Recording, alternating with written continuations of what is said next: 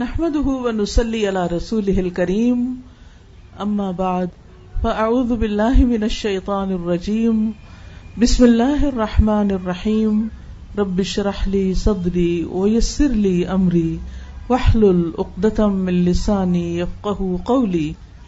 الحمدللہ ہم سب کے لیے آج بہت خوشی کی بات ہے کہ ہم مصباح کی شادی کے موقع پر اس درس میں شریک ہیں. الحمدللہ شادی کا موقع خوشی کا موقع ہوتا ہے، لیکن اس کے ساتھ ساتھ آئندہ زندگی میں انسان کے اوپر بہت سی ذمہ داریاں بھی آتی ہیں. عام طور پر یہ دیکھا گیا ہے کہ شادی کے بعد کچھ دن تک تو بچیاں خوش رہتی ہیں، سسرال والے بھی خوشی سے آؤ بھگت کرتے ہیں، لیکن آہستہ آہستہ بعض اوقات مشکلات بھی پیدا ہو جاتی ہیں. اس کی بنیادی وجہ یہ ہوتی ہے کہ ہر انسان یہ چاہتا ہے کہ اس کا حق اس کو ملے، لیکن وہ دوسروں کا حق دینے کے لیے تیار نہیں ہوتا، کیونکہ انسانوں کے اندر ایک دل کی تنگی رکھ دی گئی ہے. وَأُحْضِرَتِ الْأَنفُسُ الشُّحَّ، اس شح کو جب تک دور نہ کیا جائے، دلوں کی اس تنگی کو جب تک دور نہ کیا جائے، اس وقت تک انسان دوسرے کے لیے وہ نہیں سوچ پاتا جو وہ اپنے لیے سوچ سکتا ہے یا اپنے لیے سوچتا ہے. حقیقت یہ ہے کہ جب ہم کسی کے لیے اچھا سوچتے ہیں تو وہ دراصل اپنے ساتھ ہی اچھا کر رہے ہوتے ہیں. بظاہر یوں لگتا ہے کہ جیسے ہم دوسرے کا فائدہ کر رہے ہیں، لیکن حقیقت میں وہ اپنا ہی فائدہ ہوتا ہے. قرآن مجید میں اللہ تعالیٰ فرماتے ہیں ان احسنتم احسنتم لانفسکم، اگر تم نے اچھا کیا، احسان کا رویہ اختیار کیا، نیکی کا رویہ اختیار کیا، احسنتم لانفسکم، تو تم نے اپنے ہی نفسوں کے لیے، اپنے ہی ذات کے لیے اچھا کیا، یعنی اس کا فائدہ پورے کا پورا خود تمہیں کو ملے گا. اور وہ فائدہ انسان کو دنیا میں بھی ملتا ہے اور آخرت میں بھی ملتا ہے، بشرطے کہ انسان اسے خالصتاً اللہ کی رضا کے لیے کرنے والا ہو، یعنی احسان اور نیکی کو دوسروں کے ساتھ. اس میں آپ دیکھیے کہ انسان کے جہاں بھی نئے تعلقات بنتے ہیں، نئے رشتے بنتے ہیں، یعنی شادی کے موقع پر ایک نیا خاندان بنتا ہے، یعنی ایک نئے خاندان کے ساتھ واسطہ ہوتا ہے اور نئے تعلقات بنتے ہیں. اب ان تعلقات میں، ان رشتوں میں کچھ تو اپنی عمر سے بڑے ہوتے ہیں اور کچھ چھوٹے ہوتے ہیں. یعنی سسرال میں جب ایک لڑکی جاتی ہے تو کچھ لوگ اس سے عمر میں بڑے ہوتے ہیں، تجربے میں بڑے ہوتے ہیں، مقام میں بڑے ہوتے ہیں، رتبے میں بڑے ہوتے ہیں، تجربے میں بڑے ہوتے ہیں، اور کچھ چھوٹے ہوتے ہیں. اب ان دونوں کے ساتھ معاملہ کیسے کیا جائے؟ حکمت کا تقاضا کیا ہے؟ اور رسول اللہ صلی اللہ علیہ وسلم کی حکمت ہمیں کیا سکھاتی ہے؟ آپ صلی اللہ علیہ وسلم نے فرمایا وہ ہم میں سے نہیں جس نے چھوٹے پر رحم نہ کیا اور بڑے کی عزت نہ کی. تو کتنا خوبصورت معیار ہمیں دے دیا گیا ہے کہ جتنے بھی بڑے ہیں سب کی عزت کرنی ہے، عزت اور احترام اور ادب کے ساتھ پیش آنا ہے، چاہے وہ والدہ ہے یا ساس ہے یا پھر ساس کی کوئی بہن ہے یا ان کی مدر ہے یا پھر نندے ہیں یا دیور جیٹ، کوئی بھی، یعنی جتنے بھی لوگ عمر میں بڑے ہیں ان سب کے ساتھ احترام کا معاملہ، ادب کا معاملہ. بعض اوقات یہ ہوتا ہے کہ کچھ بڑے جو ہوتے ہیں وہ اپنے بڑے ہونے کا فائدہ اٹھاتے ہیں اور پھر کبھی ڈانٹ کے بات کر دیتے ہیں، کبھی سختی کرتے ہیں، کبھی لحاظ نہیں کرتے. تو ایسے میں انسان کا دل چھوٹا ہونے لگتا ہے کہ یہ تو میرا خیال نہیں کرتے تو پھر میں کیا کروں. نہیں، ہمیں حکم کیا ہے، آپ نے عزت کرنی. ہر لڑکی جب یہ سبق لے کے اپنے سسرال میں جائے گی اور بڑوں کی عزت کرے گی تو اس کو جواب میں کیا ملے گا؟ اس کو ہمدردی ملے گی، کیئر ملے گی، محبت ملے گی، اور اس کی ایک پہچان اور اس کا ایک نام ہوگا کہ یہ بچی بہت عزت کرنے والی ہے، بہت اچھی ہے. اس کے حق میں گواہی ہوگی. مجھے اچھی طرح یاد ہے کہ میری ساس نے ایک مرتبہ یہ کہا کہ میری ساری بہوؤں میں سے میرا نام لے کے کہا ایک یہ ہے جس نے آج تک مجھے جواب نہیں دیا آگے سے، یہ میری عزت کرتی، اور مجھے کبھی خیال بھی نہیں آیا تھا کہ میں واقعی کچھ کر رہی ہوں. لیکن اس دن مجھے احساس ہوا کہ اچھا یہ بھی میٹر کرتا ہے. بڑے بعض اوقات بہت پیار سے بات کرتے ہیں, بہت کیئر کرتے ہیں, بعض اوقات بیمار ہوتے ہیں, تھکے ہوتے ہیں, یا کبھی غصے میں بھی ہوتے ہیں, یا کوئی اور بات ہو سکتی ہے, وہ ناراض بھی ہوتے ہیں. کبھی ان کی ناراضگی برحق ہوتی ہے, کبھی ناراضگی ناحق ہوتی ہے. لیکن ہمارا دین ہمیں کیا سکھاتا ہے کہ ہم نے ان کے ساتھ کیا معاملہ کرنا ہے, ادب کا, احترام کا. ہم نے اپنا فرض پورا کرنا ہے, اور اسی سے پتہ چلے گا کہ ہم واقعی دین پڑھے ہوئے لوگ ہیں. اگر ہر ماں اپنی بیٹی کو یہ نصیحت کر کے بھیجے کہ بیٹا اس خاندان کے سب بڑوں کی عزت کرنی ہے, تو آپ دیکھیں کہ کتنے ہی مسائل صرف اس سے حل ہو جائیں گے. پھر اس کے بعد یہ ہے کہ کچھ رشتے, کچھ بچے چھوٹے ہوتے ہیں, کچھ عمر میں کم ہوتے ہیں, کچھ بعض اوقات وہ درجے میں کم ہوتے ہیں. مثلاً کوئی بھائی بڑا ہے آپ کے شوہر کا, کوئی چھوٹا ہے, کوئی بہن بڑی ہے, کوئی چھوٹی ہے, اسی طرح باقی بھی کچھ بچے ہیں. کئی دفعہ ایسے ہوتا ہے جیسے نئی دلہن شادی ہو کر جاتی ہے تو چھوٹے چھوٹے چھوٹے بچے سارے ہجوم کر دیتے ہیں اس پر. کوئی لپسٹک خراب کر دیتا ہے, کوئی کپڑے خراب کرتا ہے, کوئی بیڈ پہ چڑھ جاتا ہے گندے پاؤں لے کے, کوئی کچھ کرتا ہے, کوئی کچھ کرتا ہے. تو اس میں انسان کو بڑے صبر و ضبط کا مظاہرہ کرنا پڑتا ہے. کچھ مہمان تو 2-4 دن میں چلے جاتے ہیں, لیکن کچھ مستقل اسی گھر میں رہ رہے ہوتے ہیں, یعنی کمبائنڈ فیملی سسٹم ہوتا ہے. ان بچوں کو روز دیکھنا پڑتا ہے, روز برداشت کرنا پڑتا ہے.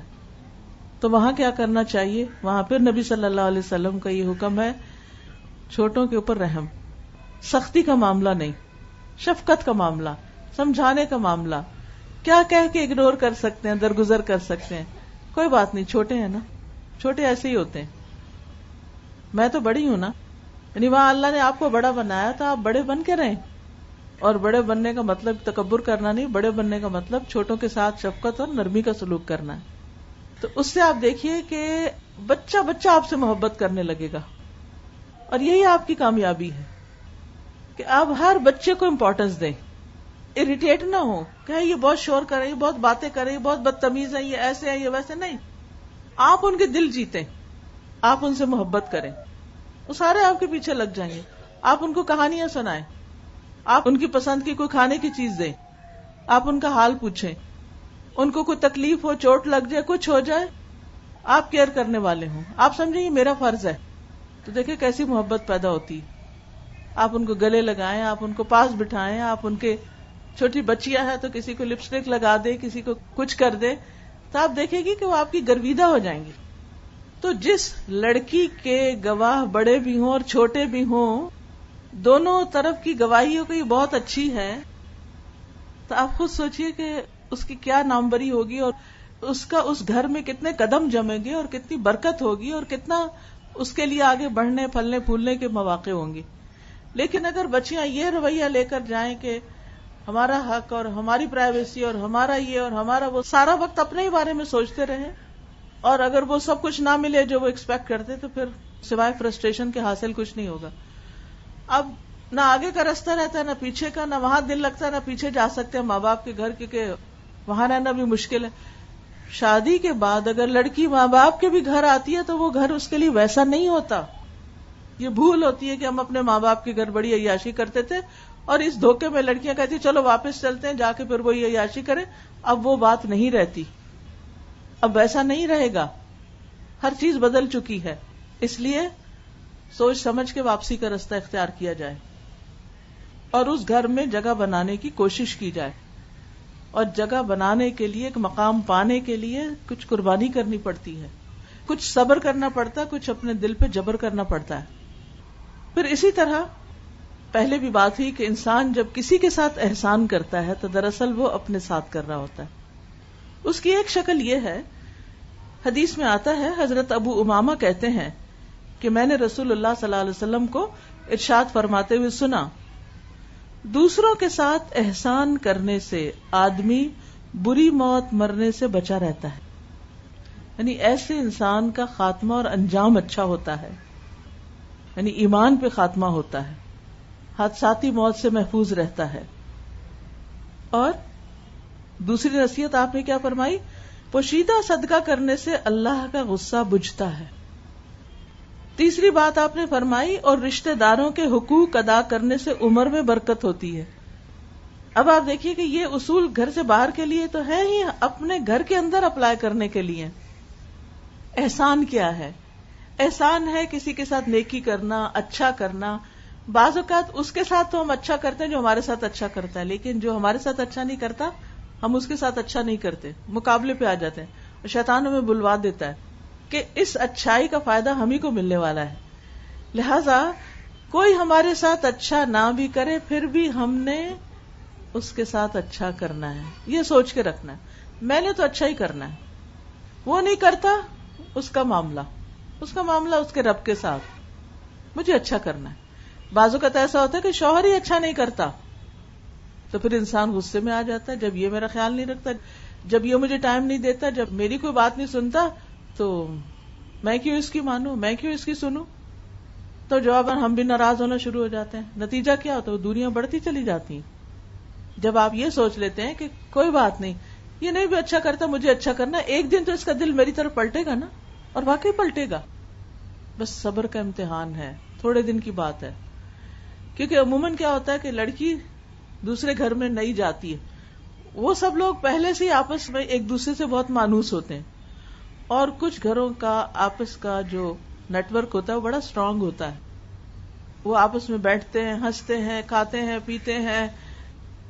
اور یہ جو نئی لڑکی گئی ہوتی ہے وہ بس منہ ہی دیکھتی رہتی ہے کہ یہ کیا ہو رہا ہے، کوئی مجھے بھی توجہ دے، کوئی میری بھی بات سنے، مجھے بھی اپنا بنائے. لیکن وہ وقت ابھی دور ہے کہ جب آپ اس سب میں گل مل جائیں گے. کہ کیا مثلاً شوہر آتا ہے، بیوی کے پاس تھوڑا بہت بیٹھتا ہے، لیکن اس کو شروع سے ماں کے ساتھ ایک اٹیچمنٹ ہے، بیٹوں کی زیادہ ہوتی ہے، بیٹیوں کی نسبت بھی ماں کے ساتھ.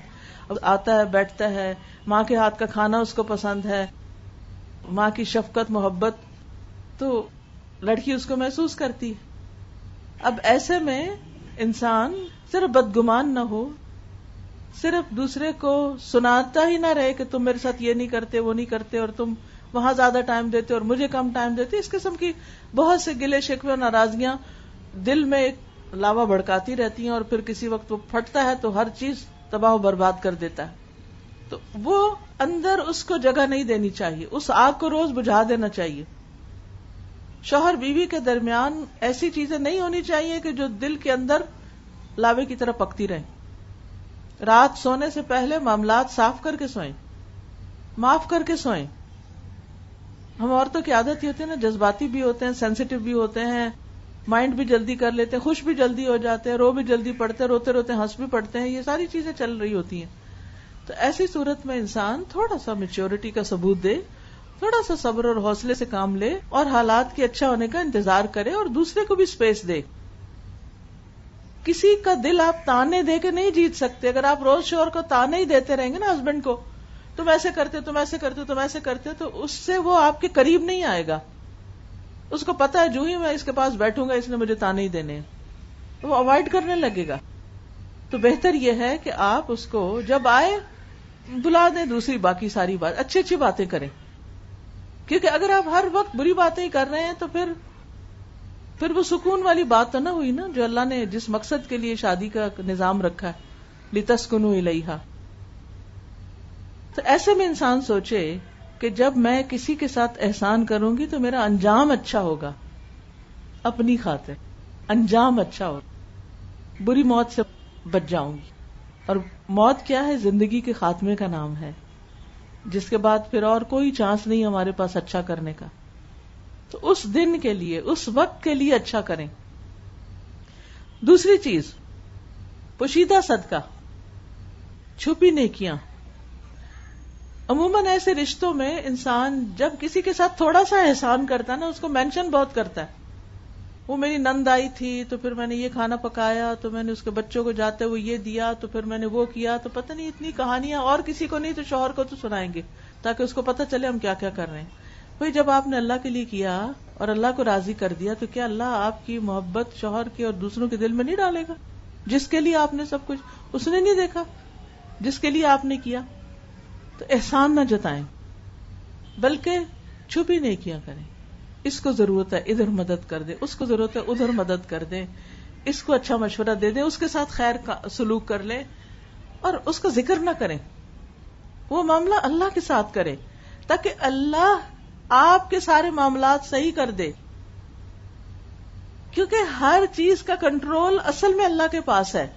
جب ہمارا معاملہ اللہ سبحانہ تعالیٰ سے درست ہو جاتا ہے تو پھر وہ ہمارا معاملہ سب کے ساتھ بھی درست کر دیتا ہے. جب ہمارا معاملہ اللہ کے ساتھ ہی سچائی والا نہیں، خیانت پر مبنی ہے. ریاکاری خیانت ہے نا ایک طرح سے، اوپر کچھ اندر کچھ، مقصد دنیا کو دکھانا ہے اور کہہ رہے ہیں اللہ کے نام پہ کر رہے ہیں. کتنا بڑا دھوکہ ہے. اور کس کو دھوکہ دے رہے ہیں؟ اس کو نہیں پتا. الا یعلم من خلق وهو اللطیف الخبیر. وہ نہیں جانے گا جس نے پیدا کیا ہمیں اور ہمارے دل کے راز تک جانتا ہے.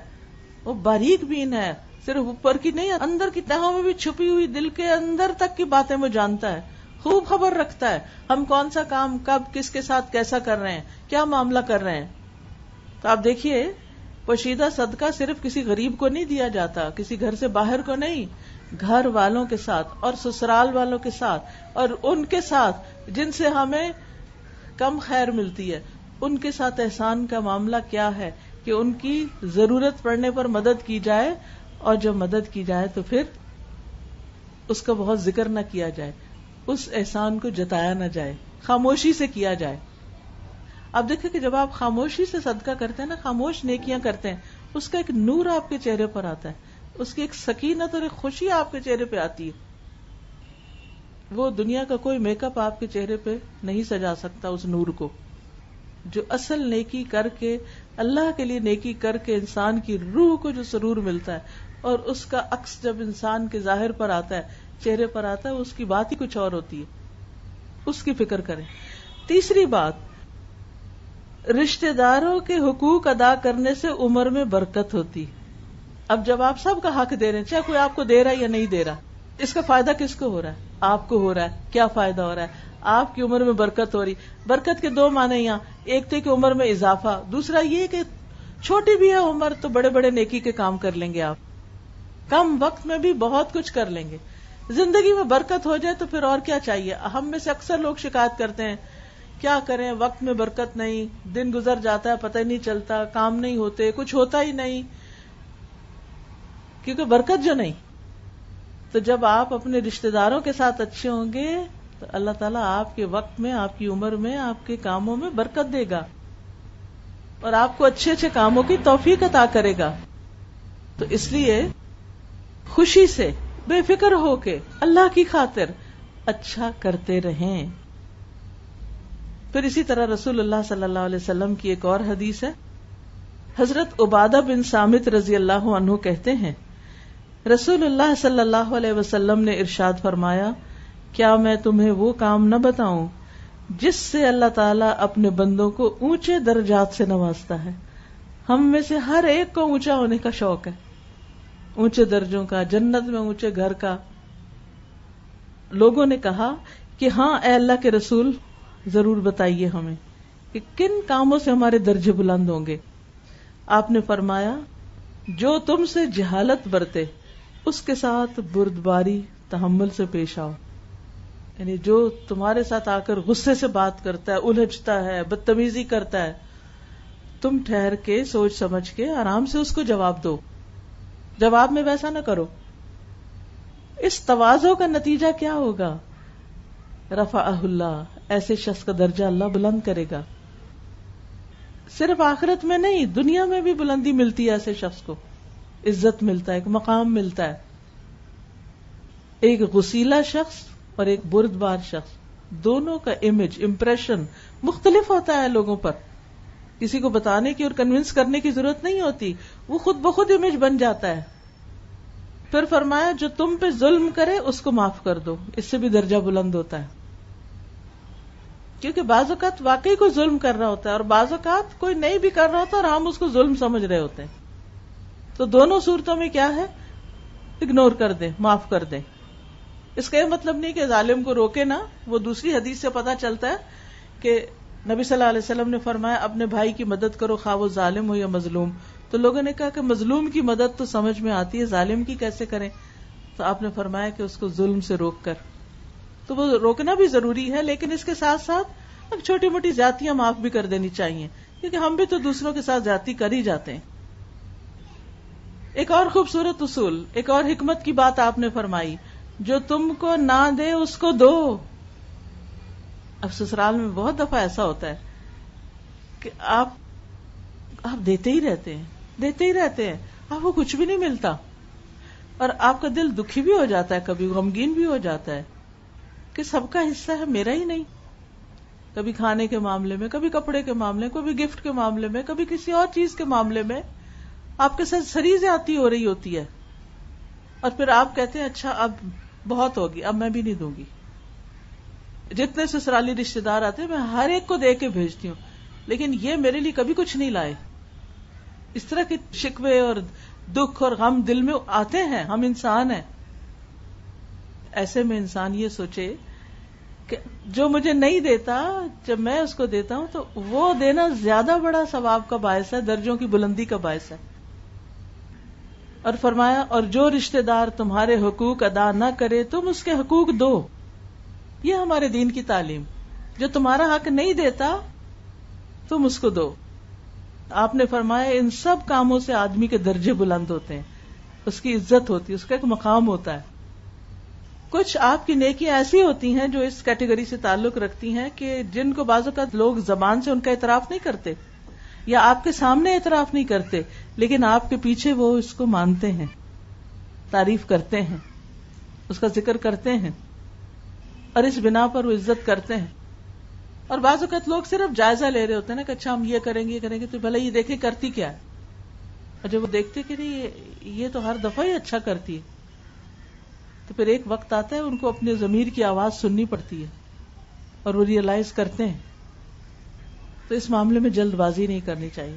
جب ہماری ہر نیکی کا صلہ دینے والا ہمارا رب موجود ہے تو پھر ہمیں کس بات کی فکر. یا تو ہمیں یقین نہ ہو کہ ہم نے نیکی کا صلہ ملنا ہے, پھر تو ہم تھوڑی دلی سے کہیں کہ مجھے جلدی یہیں سے مل جائے.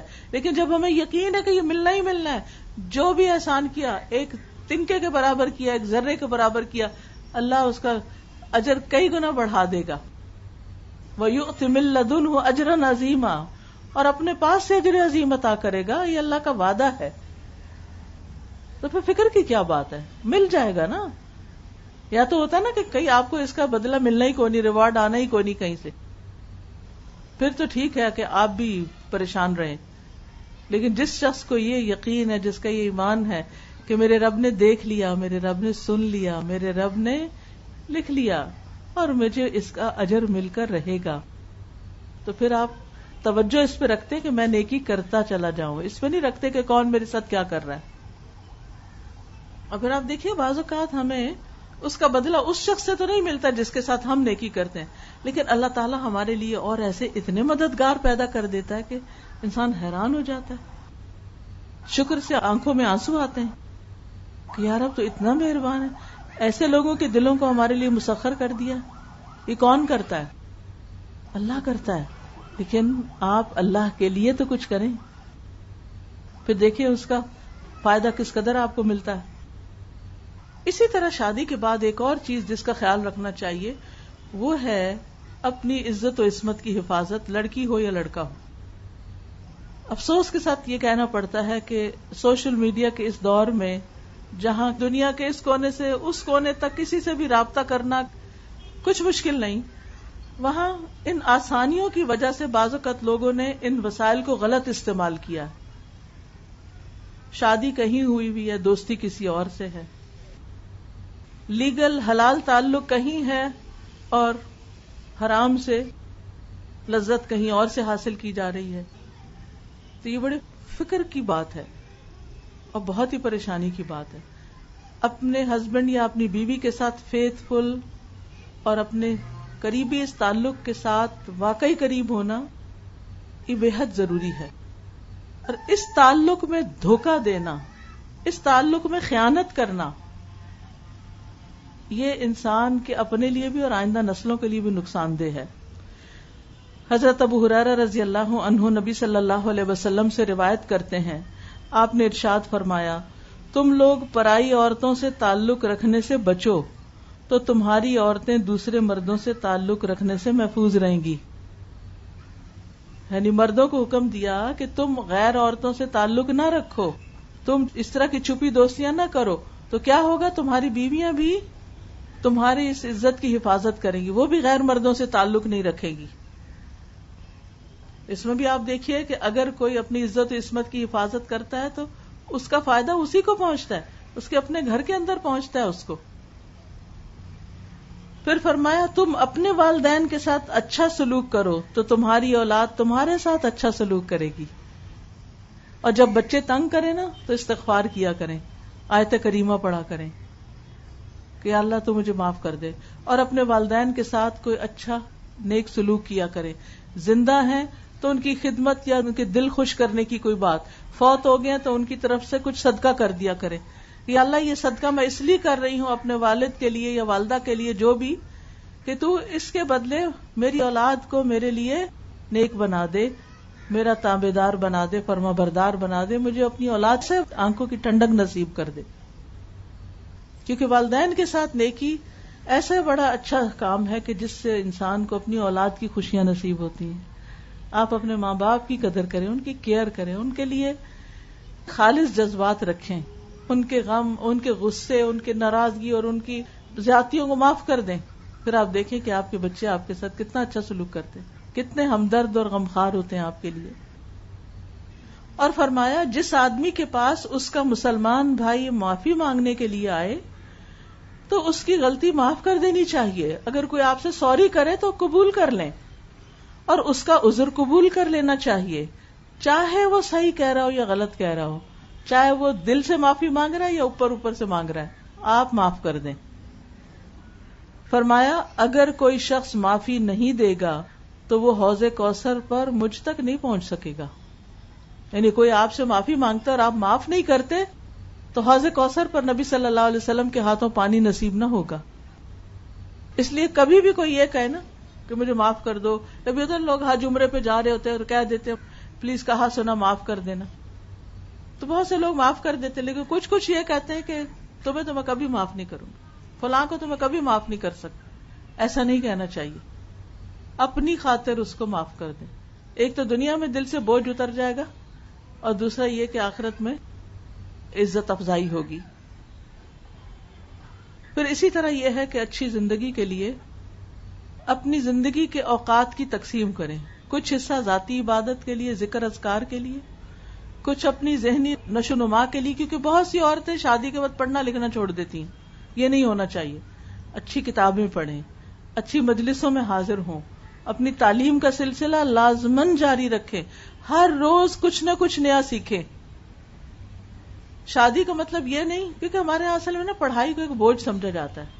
وہ اتنی ساری سلیبس کی کتابیں ہوتی ہیں، وہ رٹنی پڑھنی پڑتی ہیں، اور جس وقت ان سب سے جان چھوٹتی ہے اور شادی کے بعد اچھے کپڑے، کھانا پینا، سیر و تفریح، دعوت، پھر انسان کہتا ہے اصل زندگی تو یہ ہے. لیکن کچھ دن کے بعد انسان اس سلسلے سے بھی اکتا جاتا ہے یا پھر وہ سلسلہ ختم ہو جاتا ہے. پھر کیا چیز ہو جس سے دل بہلائے، کیونکہ ہر وقت کہتے بور ہو رہے ہیں، یا یہ کہ دل نہیں لگتا یہاں. تو دل لگانے کے لیے کچھ اپنی ایسی ایکٹیویٹیز رکھیں کہ جس میں آپ اپنے آپ کو ٹائم دیں. تو اچھی کتابوں کا مطالعہ بے حد ضروری ہے. اپنے علم میں اضافہ کرتے رہیں، ہر روز کچھ نہ کچھ پڑھیں، کچھ نئی بات سیکھیں، دعا کریں رب زدنی علما. اللہ کا ذکر، نماز، اور اس کے علاوہ تسبیح، درود شریف، قرآن کی تلاوت وغیرہ وغیرہ. اور پھر اچھی کتابیں. بعض اوقات بچیاں شادی کے فوراً بعد پریگننٹ ہو جاتی ہیں اور بیمار پڑ جاتی ہیں، سمجھ نہیں آتی کریں کیا. اس موضوع سے متعلق کتابیں پڑھیں کہ جو میری اوپر کیفیات آ رہی ہیں کیوں آ رہی ہیں، اپنے آپ کو سمجھیں، اپنی پریگنینسی کے سارے ادوار کو اچھی طرح سمجھیں، اور پھر بچے کی پیدائش سے پہلے ہی بچے کی تربیت کے بارے میں پڑھنا شروع کریں. پھر اس کے بعد یہ ہے کہ اپنی فزیکل ایکٹیویٹی کے لیے، ایکسرسائز یا صحت کے لیے کچھ کریں. پھر گھر والوں کے، خاندان والوں کے حقوق ادا کرنے کے لیے کچھ وقت رکھیں. یعنی کہ سارا دن کو ایک بات فکر سر پہ سوار کر لی اور پھر اس میں سوچ کے پریشان ہو کے اور رو دھو کے پھر کچھ بد دلی سے کچھ کام کر کے پھر موڈ آف کر کے دن گزار لیا یا رات گزار لی. یہ نہیں طریقہ جینے کا. کسی کے اوپر بہت زیادہ ڈیپینڈ نہ کریں، خصوصاً ایموشنلی کسی پہ ڈیپینڈ نہ کریں کہ وہ خوش ہے تو آپ خوش ہیں. خود بھی خوش ہونا سیکھیں. اپنے آپ میں ایسی چیزیں کریں کہ آپ خوش ہو سکیں. اپنی خوشی کسی کے ہاتھ میں نہ دیں. کیونکہ ہوتا ہی ہے کہ شادی کے بعد عورتیں اپنے شوہر کو ہر چیز سمجھ لیتی ہیں، ہر بات انہی سے شیئر کرنا چاہتی ہیں، ہر خوشی غم ہر چیز. ٹھیک ہے، اللہ نے بڑا قریبی رشتہ بنایا، مگر وہ بھی انسان ہے، اس کو بھی اسپیس چاہیے. وہ خوش ہے تو وہ خوش ہے، وہ غمگین ہے تو غمگین ہے، وہ ناراض ہے تو ناراض ہے. نہیں، اپنے رویوں کو دوسروں کے رویے کے تابع نہ کریں، اپنے لیے کچھ اصول مقرر کریں، اپنی زندگی کی باغ دوڑ اپنے ہاتھ میں رکھیں، دوسروں کو نہیں دے دیں کہ اچھا تم مجھے چلاؤ، کسی اور کو ریموٹ کنٹرول نہیں دیں کہ وہ آپ دور بیٹھ کے آپ کو کنٹرول کرے. آپ کو پتا ہونا چاہیے کہ کون سی چیز غمگین ہونے کی ہے، کون سی چیز خوش ہونے کی ہے، اور پھر اس کے ذریعے آپ اپنے غم دور کریں اور اپنی خوشیوں کو مینٹین کریں. تو خوش ہونا سیکھیے، غم نہ کیجیے، شیطان کو راہیں نہ دیجیے، بہت زیادہ حد سے بڑی جذباتیت کا مظاہرہ نہ کیجیے. تو اس کے لیے کیا ہے؟ اللہ کا ذکر، دوسروں کے ساتھ بھلائی، ان کو تعلیم دینا، ان کو نیکی کی تلقین کرنا، گناہوں سے روکنا، لوگوں کی مشکلات آسان کرنا. پھر اسی طرح مثلا اگر کوئی نابینا ہے اس کو راہ دکھائیں، کوئی بہرا ہے اس کو اونچا بول کے سنائیں. دیکھیے کہاں کس کو، کوئی چھوٹا بچہ ہے، کوئی بیمار ہے، کوئی بزرگ ہے، ہر ایک کی ضرورت اس کے مطابق پوری کرتے رہیں. ضروری نہیں کہ ایک ہی طرف ساری توجہ کر لیں، نہیں، تھوڑا تھوڑا تھوڑا تھوڑا سب طرف توجہ رکھیں. تو یہ سب کچھ انسان کے حق میں صدقہ لکھا جاتا ہے. مصیبت زدہ کی مدد، فریادی کی فریاد سننا، وغیرہ وغیرہ. پھر اسی طرح خوشحال زندگی کا راز ایک اور بھی ہے. نبی صلی اللہ علیہ وسلم نے فرمایا، ابو ذر غفاری کہتے آپ نے مجھے وصیت کی. کیا فرمایا؟ مجھے وصیت فرمائی کہ وہ لوگ جو مال اور جاہ میں مجھ سے اونچے ہیں ان کی طرف نہ دیکھوں، بلکہ ان لوگوں کو دیکھوں جو مجھ سے کمتر ہیں، تاکہ میرے دل میں شکر پیدا ہو. ہم کیوں دکھی رہتے ہیں، ہم کیوں غمگین رہتے ہیں؟ کیونکہ ہم دنیاوی اعتبار سے جو ہم سے زیادہ مال رکھتے ہیں، زیادہ اونچا درجہ رکھتے ہیں، ان کو دیکھتے رہتے ہیں اور ان سے اپنے آپ کو کمپیئر کرتے ہیں، اور ہم کہتے ہیں ہمارے پاس تو کچھ ہے ہی نہیں، ہو اور تو قسمت پھوٹی ہوئی. شادی کے بعد بھی آپ دیکھیں، ہو سکتا ہے ایک دیور آپ کا آپ سے زندگی کے مختلف، یعنی کسی جاب کے اعتبار سے بہت بڑے درجے پہ ہو، بزنس میں بہت آگے ہو، اس کا گھر بہت اچھا ہو، اس کی گاڑی بہت اچھی ہو، لیکن آپ کا اس کے مقابلے میں وہ سب کچھ ویسا نہ ہو. تو اس پہ دکھی نہ ہو، غمگین نہ ہو، بلکہ کیا کہیں، میرا رزق، یہ میرا رزق تھا، اللہ نے مجھے یہی دیا، اللہ کی تقدیر پہ راضی رہیں. اور کچھ لوگ آپ سے کم ہوں گے تو جب خیال آنے لگے اپنے سے نیچے والے کو دیکھنے کہ شکر ہے میرے پاس اس سے تو بہتر ہے، تو آپ کا غم دور ہو جائے گا. اصل میں ہم اپنے ہی ہاتھوں کی کمائی سے اپنے آپ کو دکھی اور غمگین رکھتے ہیں، ورنہ سوچ کا انداز بدل جائے تو دکھ بھی دور ہو جائیں. پھر فرمایا مجھے وصیت کی کہ مسکینوں سے محبت کروں اور ان کے پاس جاؤں. مسکینوں سے محبت، اب گھر سے باہر کے مسکینوں کا تو نہیں پتا، لیکن گھر میں جو سروینٹس میڈز وغیرہ ہوتے ہیں وہ مسکین کی کیٹیگری میں آتے ہیں. ان کے ساتھ حسن سلوک، ان کے ساتھ بیٹھنا، ان کو کبھی کھانے میں شریک کرنا، ان کی غم کی داستانیں سن لینا، ان کو اچھا مشورہ دے دینا. تو یہ طریقہ جو ہے انسان کی اپنی تسکین کے لیے بھی بہت ضروری ہے، مسکینوں کی محبت. لیکن افسوس یہ کہ ہم ظاہریت سے متاثر ہو کے صرف امیروں سے محبت کرتے ہیں، مسکینوں سے محبت نہیں کرتے. علامہ اقبال کی وہ نظم جو بچپن میں شاید سب نے اسکولوں میں سنی ہوگی، میرا کام غریبوں کی حمایت کرنا، درد مندوں سے، ضعیفوں سے محبت کرنا. یہ ہم بھول چکے ہیں. یہ سبق، اس سبق کو یاد کریں. یہ مسلمان ایسا ہی ہوتا ہے. بعض اوقات ایسے مسکین یہ بھی ہوتے ہیں کہ گھر میں کوئی خالہ رشتے کی جس کا کوئی بچہ نہیں تھا، شادی نہیں ہوئی، وہ بوڑھی ہو گئی، وہ آ کے رہ رہی ہیں. اب ان کی زندگی میں کوئی ایسی خوشی نہیں. اب نئی بہو کے طور پر آپ گئی ہیں، ایسے رشتوں کی بھی قدر کریں، ان سے بھی آگے ہو کے ملیں، ان کا خیال کریں. آپ یہ نہ کہیں مجھ پر تو کوئی فرض نہیں ہے ان کی خدمت. ہر چیز فرض ہی کے درجے میں نہیں کی جاتی. احسان جو ہوتا ہے وہ صرف فرض نبھانا نہیں ہوتا. تو اس لیے ان کے ساتھ بھی اچھا سلوک. آپ صلی اللہ علیہ وسلم نے ایک اور وصیت بھی کی. فرمایا مجھے اس بات کی وصیت کی کہ میرے عزیز اور رشتہ دار چاہے مجھ سے خفا ہوں، میرے حقوق ادا نہ کریں، لیکن میں ان سے اپنا تعلق جوڑے رکھوں، ان کے حقوق ادا کرتا رہوں، میں اچھا کرتا رہوں۔ کچھ اور اصول خوش رہنے کے، خوشگوار زندگی کے۔ ابو ہریرہ کہتے ہیں ایک دن رسول اللہ صلی اللہ علیہ وسلم نے فرمایا، میری یہ باتیں جو میں بتاؤں گا وہ کون لے گا اور عمل کرے گا، اور عمل کرنے والوں کو بتائے گا، کون ہے جو یہ باتیں لے اور ان پہ عمل بھی کر لے۔ میں نے عرض کیا، اے اللہ کے رسول، میں اس کے لیے تیار ہوں، یعنی میں ان باتوں کو لینا بھی چاہتا ہوں اور ان پہ عمل بھی کرنا چاہتا ہوں اور آگے بھی بتانا چاہتا ہوں۔ فرمایا، اللہ کی نافرمانی سے بچو، تم سب سے بڑے عابد بن جاؤ گے، عبادت گزار بن جاؤ گے۔ ہم عبادت گزار کس کو کہتے ہیں؟ جو زیادہ نمازیں پڑھے۔ ٹھیک ہے، اپنے فرائض ادا کریں لیکن اس کے ساتھ گناہوں سے بچیں۔ دوسری چیز، جتنی روزی اللہ نے تمہارے لیے مقدر کر دی ہے اس پہ راضی اور مطمئن رہو، تم سب سے زیادہ غنی انسان بن جاؤ گے۔ یعنی اللہ نے جو رزق تمہارے مقدر لکھا، جو مقام درجہ رکھا، اس پہ خوش رہو، ناراض نہ ہو اللہ سے، یعنی تقدیر پہ راضی رہو، اللہ کی رضا پہ راضی رہو۔ تیسری بات، اپنے پڑوسی کے ساتھ اچھا سلوک کرو۔ ایک اچھی نئی دلہن جو ہے وہ کسی نئے خاندان میں جانے کے بعد، ان سے حسن سلوک کے بعد اپنے آس پاس کے اڑوس پڑوس کا بھی خیال رکھتی ہے۔ چوتھی بات، جو کچھ تم اپنے لیے پسند کرو وہی دوسروں کے لیے بھی پسند کرو تو تم مسلم ہوگے۔ مسلمان ایسا ہی ہوتا ہے کہ جو چیز اپنے لیے پسند ہوتی ہے ویسی دوسرے کے لیے بھی ہوتی ہے۔ پانچویں بات، زیادہ نہ ہنسو، اس لیے کہ زیادہ ہنسنے سے آدمی کا دل مردہ ہو جاتا ہے۔ تو انشاءاللہ جو شخص ان باتوں پر عمل کرے گا، اور خاص طور پر شادی کے بعد جو ان نصیحتوں پر بچی عمل کرے گی، وہ ہو نہیں سکتا کہ خوشگوار زندگی نہ بسر کرے، کیونکہ یہ باتیں پیارے رسول کی فرمائی ہوئی ہیں جن پہ چل کر انسان زندگی میں کامیاب ہو سکتا ہے۔ اللہ تعالی ہم سب کو عمل کی توفیق عطا فرمائے۔ وآخر دعوانا ان الحمد للہ رب العالمین۔ کوئی اور کچھ کہنا چاہے، کوئی نصیحت کرنا چاہے، کوئی بتانا چاہے، کوئی شیئر کرنا چاہے؟ میری شادی کو تقریباً 20 سال ہوئے ہیں، اور 20 سالوں میں بہت ساری اونچ نیچ ہوتی ہے، دیکھتے ہیں، سب کچھ کرتے ہیں، اور اللہ سبحانہ و تعالیٰ نے مجھے 2 سال کے بعد ہی میں نے قرآن پڑھا اور یہ تعلیم حاصل کی تھی۔ اس کے بعد الحمدللہ کام بھی شروع کیا، لیکن جو میرا سسرال تھا وہ اس ٹائپ کے نہیں تھے، کیونکہ میں نقاب کرتی تھی میٹرک کے بعد سے، لیکن وہ اس طرح کے نہیں تھے۔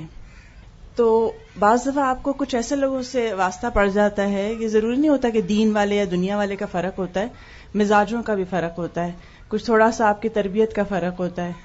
تو اس میں بھی جب گزارا کرنا پڑتا ہے تو اس وقت آپ کو پتہ چلتا ہے کہ بیسیکلی آپ کی تربیت ہے کیا۔ تربیت اس چیز کا نام نہیں ہوتا جو ہم بس لے لیتے ہیں اور بس ہم سمجھتے ہیں کہ ہمیں ہو گیا۔ وہ چیلنج کے بعد پتہ چلتا ہے کہ ہم کیا نکلے، کیا ثابت ہوئے۔ تو مجھے اپنی زندگی سے یہ تجربہ ہوا کہ لوگوں کو مارجن دینا، اس وقت میں نے کورس تو 99 میں کیا تھا، لیکن چیلنج سامنے 97 میں ہی آ گیا تھا۔ تو اس وقت مجھے جو ایک بات لگتی تھی، کیونکہ ان کو لگتا تھا کہ میں پردہ نہ کروں، کیونکہ ان کو تھا کہ مجھے عادت نہیں ہے یہ دیکھنے کی اس طرح۔ تو مجھے بڑا ہی میں پرسکون رہتی تھی اس معاملے میں، کیونکہ مجھے اندر سے یہ ہوتی رہتی تھی، آواز آتی رہتی تھی کہ کوئی بات نہیں، ان کو پتہ نہیں ہے اور کوئی مسئلہ نہیں ہے، ان کو پتہ نہیں ہے۔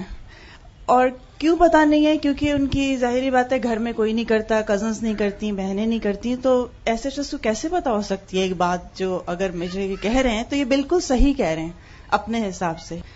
تو لوگوں کو سمجھنا جو ہے پہلے کہ وہ کس پوائنٹ آف ویو سے وہ بات کہہ رہے ہیں، تو یہ بہت امپورٹنٹ ہوتا ہے کسی کے ساتھ اچھا گزارا کرنے کے لیے۔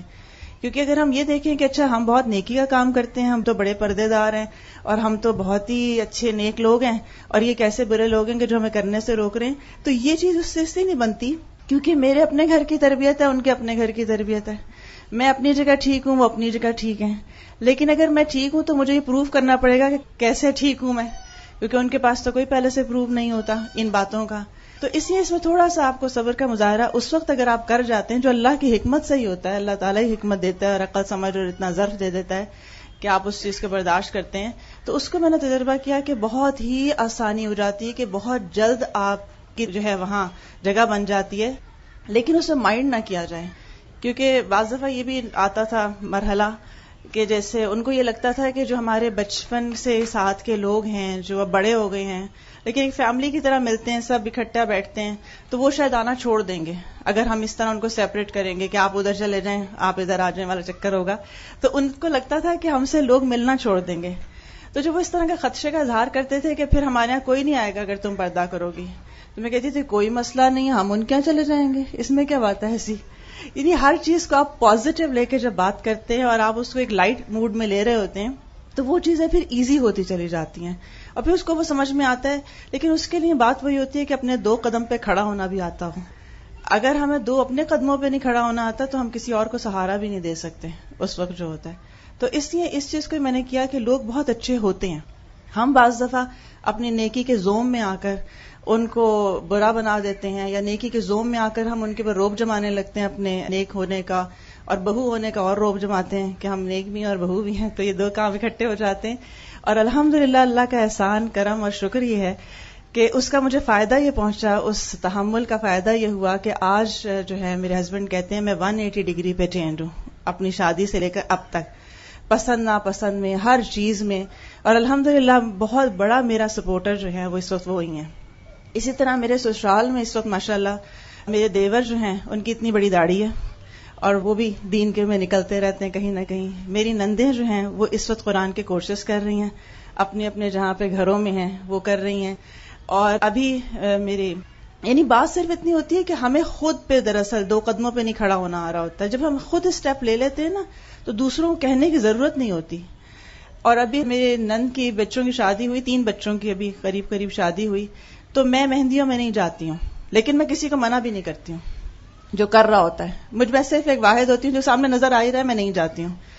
بس اب کیا ہوا کہ اب میری جو ہوئی شادی تو انہوں نے کہا, میرے نندوئی نے خود مجھے کہا کہ دیکھو تمہاری وجہ سے, تمہارے کہنے کی وجہ سے کہ تم ان چیزوں کو کرتی ہو کہ نہیں کرنا, ہم نے اس دفعہ کوئی گانا بجانا گھر میں نہیں کیا. حالانکہ میں نے کوئی نہ آرڈر کیا تھا ان کو, اور لیکن میرے پہنچتے انہوں نے اس بات کا اظہار کیا باقاعدہ. یا جو پچھلی شادی تھی ابھی تو اس پہ ایک اور میرے ان کے کزن ہیں جو بہت شوقین ہوا کرتے تھے ان چیزوں کے, جب میں شادی ہوئی میری, اور اس پہ اسپیشل آ کے انہوں نے مبارکباد دی اور انہوں نے کہا میں تمہیں اسپیشل مبارکباد دیتا ہوں کہ تم بائیکاٹ کرتی ہو ان چیزوں کا, کیونکہ میں فل نقاب میں ہی شادیوں میں جاتی ہوں چاہے قریبی سے قریبی شادی کیوں نہ ہو. تو وہ اسپیشل آ کے ملے اور انہوں نے کہا تم ہمارے لیے بھی دعا کیا کرو, ہماری بچیوں کے لیے بھی. اب حالانکہ میں یہ سارے سسرالی ہوئے ہیں کہ جو 20 سال پہلے میں جانتی ہوں یہ کیا تھے اور کس طرح سے یہ سپورٹر تھے اس چیز کے, تو اللہ سبحانہ و تعالیٰ کی رحمت بھی اسی وقت آتی ہے جب بھی آپ نے ساری باتیں سنی. اس کا خلاصہ ہی میں پریکٹیکل اپنی لائف سے اس لیے بتا رہی ہوں کہ یہ چیز اللہ کے فضل سے میں نے دیکھی اور خود بدلتے ہوئے ان چیزوں کو دیکھا. کمی ہمارے اندر ہوتی ہے کہ تحمل نہیں ہوتا اور آدھا سا دین ہوتا ہے, کیونکہ وہ دین بھی ایسا ہوتا ہے جو خود پہ اپلائی نہیں کرنا چاہتے لیکن ہم سب کو دیندار دیکھنا چاہتے ہیں, شوہر سے لے کر سسرال تک کو. تو سب سے پہلے تو خود نیک بننے میں محنت کریں گے تو انشاءاللہ باقی اثرات خود بخود پھیل جاتے ہیں. جزاک اللہ. روبی آپ آئیں تو دعا کر دیں. سبحان اللہ وبحمدہ عدد خلقہ ورضا نفسہ وزنة عرشه ومداد كلماته لا إله إلا الله وحده لا شريك له له الملك وله الحمد وهو على كل شيء قدير. اللهم صل على محمد وعلى آل محمد كما صليت على إبراهيم وعلى آل إبراهيم إنك حميد مجيد. اللهم بارك على محمد وعلى آل محمد كما باركت على إبراهيم وعلى آل إبراهيم إنك حميد مجيد. ربنا آتنا في الدنيا حسنة وفي الآخرة حسنة وقنا عذاب النار. ربنا هب لنا من أزواجنا وذرياتنا قرة أعين واجعلنا للمتقين إماما. رب ارحمهما كما ربياني صغيرا. یا رب العالمین یا ارحم الراحمین, جو کچھ بھی آج پڑھا کیا ہے اس کو اپنی بارگاہ میں بہترین طریقے سے قبول فرما لے, اور رب العالمین اس کے بہترین حصے کے اوپر عمل کرنے کی توفیق عطا فرما دے. یا رب العالمین ہمارے دلوں میں وسعت پیدا کر دے, ہمارے دلوں میں دوسروں کی محبت پیدا کر دے, ہمیں خیر خواہی عطا کر دے. یا اللہ ہم اپنے رشتوں کے ساتھ بہترین معاملہ کرنے والے بن جائیں. یا اللہ ان کی محبت ہمارے دلوں میں ڈال دے اور ہماری محبت ان کے دلوں میں ڈال دے. یا رب العالمین یہ جو شادی ہونے جا رہی ہے اس میں بہت برکتیں, خیر اور بھلائیاں ڈال دینا, اور اس بچی کے لیے اگلے گھر میں بہت ساری خوشیاں اور بہت سی خیر اور بھلائیاں رکھنا، اور دونوں خاندان جو آپس میں جڑنے جا رہے ہیں ان دونوں خاندانوں کے تعلقات کو اور زیادہ بہترین بنا دینا اور بہت اس تعلق کو مضبوط بنا دینا. جتنی بہنیں آئی ہیں ان کے دلوں میں جو دعائیں ہیں ان کو قبول فرما لے، جو حاجتیں ہیں ان کو قبول فرما لے، جو بھی اپنے بچوں کی شادیوں کی وجہ سے پریشان ہیں ان کو بہترین رشتے عطا فرما دے، جو بیمار ہیں ان کو شفا عطا فرما دے، اور یا اللہ جو مالی پریشانیوں کا شکار ہے ان کی وہ پریشانیاں دور فرما دے. ہم سب کے بچوں کو ہماری آنکھوں کی ٹھنڈک بنا دے، ہماری نسلوں میں بہترین مسلمان پیدا کر دے. یا اللہ بہترین عمل کرنے والے مضبوط ایمان والے مسلمان پیدا کر دے اور ہم سب سے راضی ہو جا. ربنا تقبل منا انک انت السمیع العلیم وتب علینا انک انت التواب الرحیم. الہی آمین. سبحانک اللہم وبحمدک اشہد ان لا الہ الا انت استغفرک واتوب الیک. السلام علیکم.